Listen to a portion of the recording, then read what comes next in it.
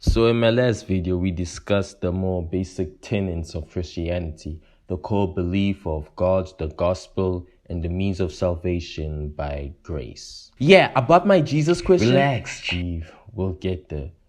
First, we're going to discuss and learn the identity of Jesus. Hey! Oh no. Who's that? It's a Muslim. Jesus is not God. He is the beloved prophet sent from Allah, peace be upon him. Okay, now hold on, relax. Let me say my piece. Who's at the door? I don't know. Hello, we come from Watchtower.org and... Oh, is that the Trinity? Yeah, I'm about to explain why Jesus is God. Jesus is not Jehovah. That's what I told him. He is a God, not the God. What? Okay, everybody, relax. Okay, let me just explain more clearly. You pagan Trinitarians believing in 3 different gods? Who's that? Oneness Pentecostalists. Yeah, right. The Trinity is so pagan. How can Jesus be God? Oh no, Jesus is God. Also the Spirit and the Father. Huh? But there is no 3-person pagan bipolar God. God transforms into the Son. What the and hell the are you Father talking about? And the Spirit. Hey, what the hell This is why it's it's dog Trinity by this our polar Trinity. right. You see, your Trinity Everyone, shut up. Sit down, all of you. Okay. I'm St. Jews. This is how to be a Christian. Let's get it. Yo. Only God can win. Yeah. Man, things ain't been the same since Jews the saints has changed. I used to go through pain that I used to feel my veins. I used to fill the page with rage, it's kinda strange. My angels came in clutch, but grace say I've been safe. Sitting in heavenly places and heavily I contemplate. The devil ain't no surgeon, but I watch them operate. Spit on enemy lines, no I finna be fine. You niggas. You like what you hear? Well, of course you do. But don't worry, the St. Jews EP has just dropped. The link is in the description. So obviously go check it out, like and subscribe.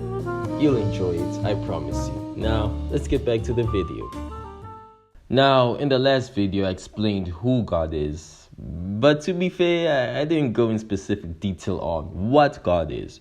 We Christians believe that God is a trinity, tri for 3 and unity. So we believe God is 3 in 1. Now, I'm going to explain the Trinity and show you how this view is not only the correct view of God, but also how other views don't make sense. First off, the Trinity. What is it? What do we mean? Well, first off, God is one being. He is one in essence and in nature. Yet, he exists as 3 persons. So God is one what and 3 whos. So no, we don't believe in 3 separate gods. That's tritheism. That's what Mormons believe. Hey! And we don't believe that there are 3 parts of God. That's a heresy called partialism. We believe the Father, Son, and Spirit are fully God. Also, we don't believe that God is changing forms. 1 minute is the Father, the next the Son, and the Spirit, and so on. That's a heresy called modalism. Something that Oneness Pentecostalists hold to. So to explain it again, God is one being who exists as 3 persons who are fully God, Father, Spirit, and the Son, Jesus. Now, it's one thing to explain it, but let me show you how the Bible clearly teaches that Jesus is God. So I gave each one of you ESVs, so open up to John chapter. No! Huh? What's going on? I'm not using any of your corrupt Bibles. Wait, what? Those Bibles have been corrupt, so of course they're going to say Jesus is God. Oh, you want me to use the New World Translation? Fine, I'll use your New World Translation and I'll show you how even your own corrupt Bible shows that Jesus is God. Okay, scratch that. Everyone grab the New World Translation and I will still show even an inaccurate translation of the Bible shows us that Jesus is God and that God is triune. First, let's open to Genesis chapter 1 verse 1, right? In the beginning, God, right? God created the heaven and the earth. Let's mark that down. It was God and only God who created the heaven and the earth. Now let's go to Psalms 102 at verse 25, where it says, Where is this going? Of old you laid the foundations of the earth, and the heavens are the work of your hands. They will perish, but you will remain. They will wear out like a garment, and you will change them like a robe. And they will pass away, but you are the same, and your years have no end. So this is clearly speaking about God. This psalm is aimed at no one but God, Jehovah, correct? Now, let's go to Hebrews chapter 1. Here we'll find why the Trinitarian view is the only view that can make sense with this passage. Hebrews 1 verse 1 to 3. Long ago, and many times and in many ways, God spoke to our fathers by the prophets. But in these last days, he has spoken to us by his Son, whom he appointed the heir of all things, through whom also he created the world. He is the radiance of the glory of God and the exact imprint of his nature, and he upholds the universe by the word of his power. After making purification for sins, he sat down at the right hand of the Majesty on high. Let's not overlook this. We see how the author makes a purposeful distinction between God and his Son. Look at verse 2, where he says he has spoken to us by his Son, whom he appointed the heir of all things. So God has chosen the Son. Folks, God and the Son are two different people. That's why partialism does not work here. Look, we are not talking about another part of God. We are talking about another person. And that's also why modalism doesn't work here as well, because how can God appoint himself? Okay.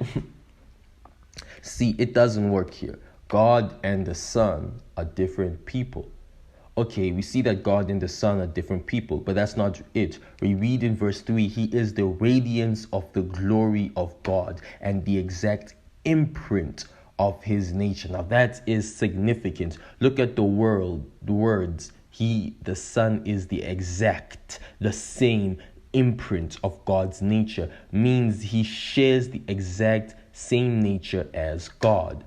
And he, the Son, upholds the universe by the word of his power. How can a prophet have power to uphold the whole universe? But that's not it. Some may argue, like Jehovah's Witnesses and Arians, that, he's a deity. Of course, he'll have the power. But that still doesn't prove that he's God himself. Okay, fair point. But let's continue in verse 5 and 6. To which of the angels did God ever say, "You are my son, today I have begotten you"? Or again, "I'll be to him a father, and he shall be to me a son"? And again, when he brings the firstborn into the world, he says, "Let all God's angels worship him." Now, here's the Arians' problem, or the Jehovah's Witness problem of this view of Jesus. It's pagan.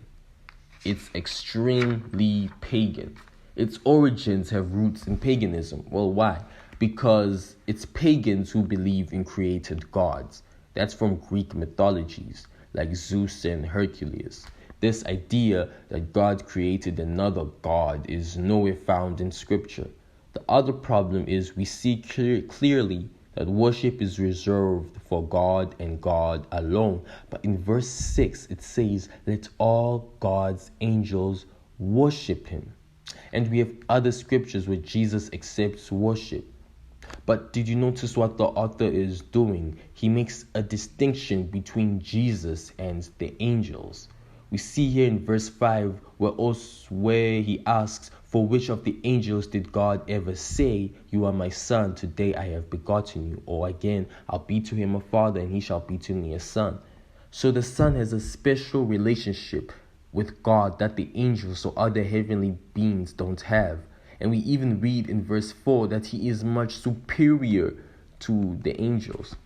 So Jesus is worshipped by other created beings and has a special relationship to the Father, a father-son relationship. But that's not it. Here's the gold of this verse. Remember Psalms 102 verse 25? Let's read verse 8 all the way to 12. But of the Son he says, "Your throne, O God, is forever and ever. The scepter of uprightness is the scepter of your kingdom. You have loved righteousness and hated wickedness. Therefore God, your God, has anointed you with the oil of gladness beyond your companions. You, Lord, laid the foundation of the earth in the beginning, and the heavens are the work of your hands.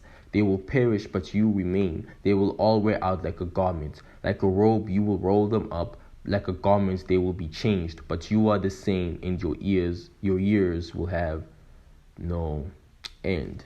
Look what the text says. Jesus was the one who laid the foundation of the heaven and the earth. The Father says it was the work of the Son's hand. He created everything. But how? We know that it was God who created the heaven and the earth. Exactly. Because Jesus is God. That's why Colossians 1:15 says Jesus is before all things, because he is God. He's God. He's not close to God. He's not partly God. He's not almost God. He's not 99.99999% God. He's God. Fully God.